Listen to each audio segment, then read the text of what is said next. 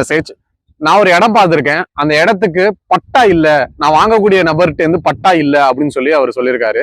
So இது எப்படி handle பண்ணலாம்? பட்டா இல்லாத லேண்டை வாங்கலாமா வாங்கக்கூடாதா? ஃபர்ஸ்ட் விஷயம், சேல் டீட்ல யாரோட பேர் இருக்கு அப்படிங்கிறத பாருங்க.